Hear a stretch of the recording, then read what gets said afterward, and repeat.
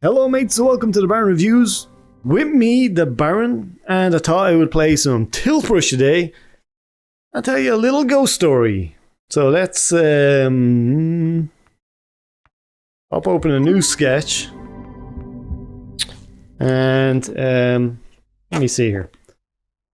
So to preface this little story, I think most of you guys know that I'm from Ireland.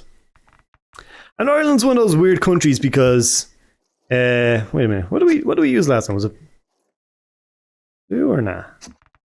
Oil paint?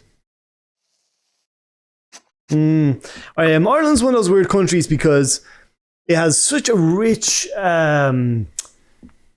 folklore history, you know, from all the like Celtic history and stuff like that. That it's one of those countries where reality and mythology kind of blend together. And kind of no one gives a fuck.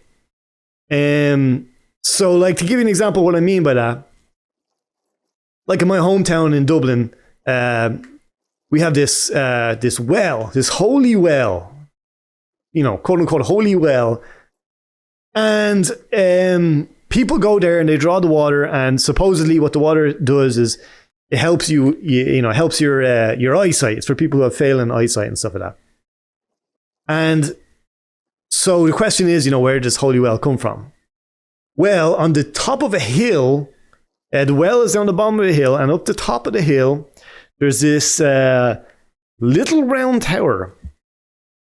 If you're not sure what that is, it's basically it's like a monastic building. Like monks used to live in these towers. And so anyway, as the story goes, the High King of Ireland, Brian Boru, in the old days, was visiting the town, and he went to the top of this hill. He was visiting the round tower, and he had with him a slither and a hurl. Now, what that is, it's like an Irish sport. It looks a little bit like a hockey stick meets a baseball bat, I guess you could say. It's a sport in Ireland. I mean, you hit a ball kind of like baseball. Anyway, he's on the top of the hill. He hits the ball, and the ball goes flying down the hill and strikes the ground so hard that it strikes water. And from the water, emerges this holy well.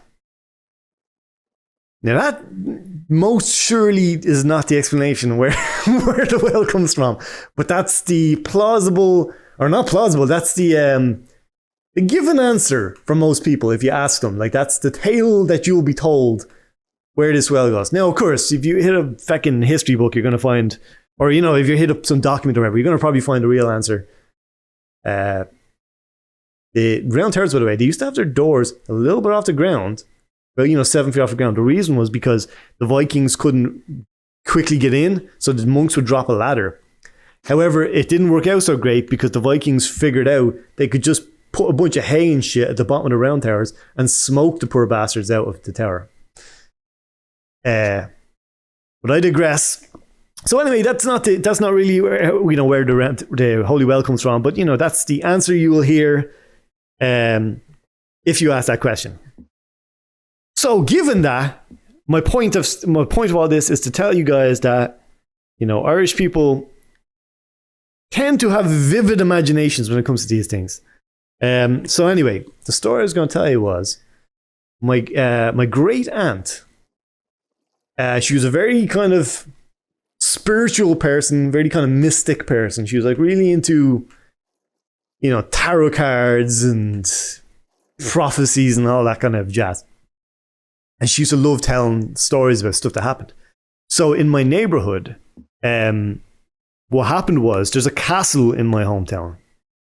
And this part is true. The castle had, I guess, all these escape tunnels. Now this part is completely true. And the escape tunnels went to different places in my town. Back then there wasn't as many buildings, it was just wilderness. So in other words, there was escape tunnels that went out into the wilderness. Anyway, as the legend goes, the castle was invaded one time, and there was priests and or monks, I guess, and nuns and stuff like that in the castle. And when the castle was invaded, the clergy people, they all fled through the tunnels And the tunnel exited about a mile away, which is where my mom and dad's house was, which is where I lived when I was a kid. And they fled there. However, they were pursued by the invaders. And subsequently, they were slaughtered in this area. So, well, it's a pretty big tree, isn't it? Actually, you know what we should do? This is a V-Reel video, so if you're watching a V-Reel, hold on, because I heard this makes you nauseous. Drink it down a little bit. So all these people were slaughtered. Fast forward hundreds of years later, now there's a neighborhood on this estate.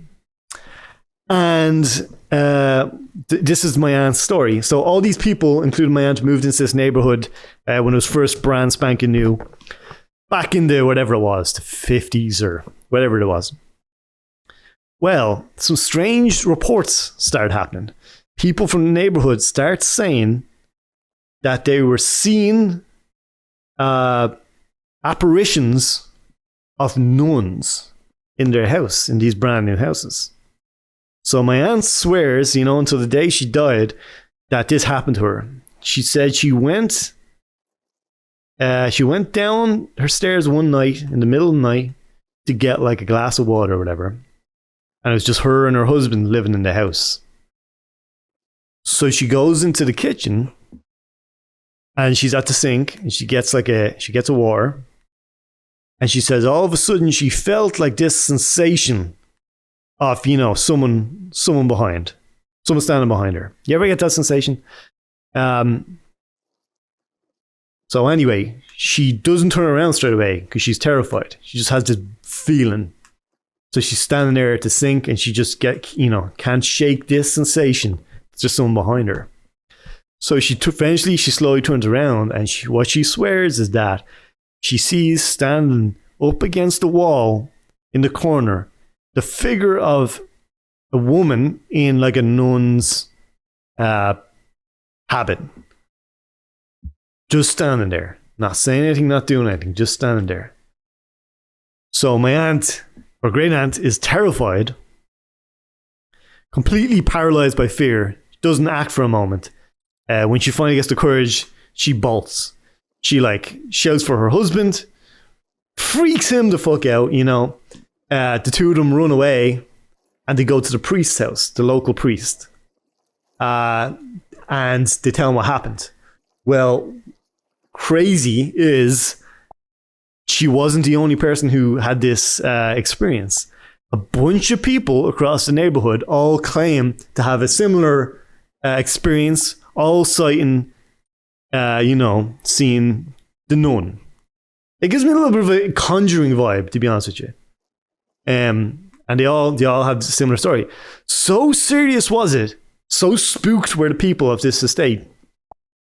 The priest had to go house to house and bless all of the rooms of these new houses on this neighborhood. And then after he did so, no one ever had the nun experience again. And so it's like I don't say this because I'm like a believer, a true believer of ghosts or anything like that. I just say this because I love stories. I think it's super interesting. And I also really love stories when the person themselves truly believes it. So whether or not I believe it, it doesn't matter. But I love the fact that my aunt believed it. Like that's really creepy to me, Like that's really freaky.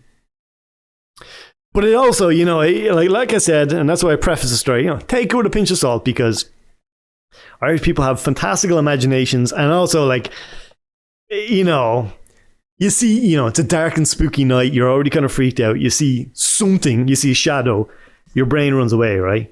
The Headless Horseman, that dude originated from my hometown, except we called him the Dullahan. And he's like a dude, he's like a horseman, or sometimes he's on a chariot, carries a head, and he calls it the names of people who are going to die. Well, in my hometown, in North Street, as they called it, many people claimed to have been walking home at night, saw the Dullahan ripping down through the street. Now, here's the thing. Coincidentally, that's the same street as the pub on North Street, and it's also across the street from the funeral home. So you can see how imaginations could run wild like that, you know. But I still think it's interesting, and I kind of relate to. I had this one experience when I was a kid, and again it was in my mom's house. It was the same neighborhood actually, and I remember I was in bed. I used to have an attic bedroom, which I loved, and I just remember this one night I was like lying in bed and I woke up. I woke up in the middle of the night and I heard like unmistakable the sound of it. Sounded like someone when you're in a result room and there's someone standing there and they shuffle. The shuffling sound of like jeans in particular. You know that unmistakable just clothing noise. So I'm like lying in bed and I can pinpoint it's at the end of my bed. I hear the sound of like shuffling. And I stopped and I thought like, oh, what the fuck is that? Like, you know? And I just listened quietly and then hear it again. I tell you, I have to this day, I've never been more spooked. And I thought to myself, like, I didn't think it was a ghost or anything like that, but I thought it was someone. And I was trying to rationalize it with myself and I said, well, I was like, maybe it's my brother. You know, like my little brother. But I was like, God, if that's weird too. Like if it is, like no matter if it is a person, that's fucking weird. If it's something beyond a person, that's fucking weird too. You know, there's no good explanation here. And so you would think to yourself, okay, well, if there's some creepy murderer at the end of my bed, you know, I'll jump up and fight him, right? That's what I always think when I watch horror films and stuff. But tell you something, when I found myself in that situation, I was so shitting it. I couldn't move. I could do nothing because I was so convinced. There was someone, I thought it was a one. I was so convinced there was someone at the end of my bed that I couldn't move. It's so crazy to say that. I'm shocked myself, but that is the truth. And so I listened to it, you know, I kept hearing, I kept thinking, what do I do? What do I do? I kept thinking, just jump up. And then I was like, well, what if I jump up and what if I actually see, so there is some stranger at the end of my bed, like what do I do? And my God, it was horrible. And so I don't know how much time I sat there, but it felt like a long time. I sat there and then I finally got the courage to like jump up. And to my horror, there was no one there. There was no one there. Completely empty room. And tell you something, that spooked me for the longest time. As an adult, I think back and I think, well, you know what it probably was? It was probably a fucking mouse. It was probably a mouse or something because it was an attic. So it was probably, you know, the attic has fake walls. And then if you look beyond the wall, there's a little partition and in there is the actual attic. It was probably a mouse or something. I was probably hearing him and my imagination was running wild. So, you know, you can't discount the power of the imagination, you know, and I reckon in the case of my aunt, it's probably what it was. She'd probably heard her neighbours talking about this nun stuff. She heard the tale of the slaughtered nuns. She got up one night, was already freaked, and then you know, saw a scary shadow, and Bob's your uncle. But anyway, I'll leave it there for the day, and a nice little picture this turned out. So here's a little round tower. This is not actually what it looks like in real life. But there you go. Anyway, thanks for watching, guys. And until next time, cheers.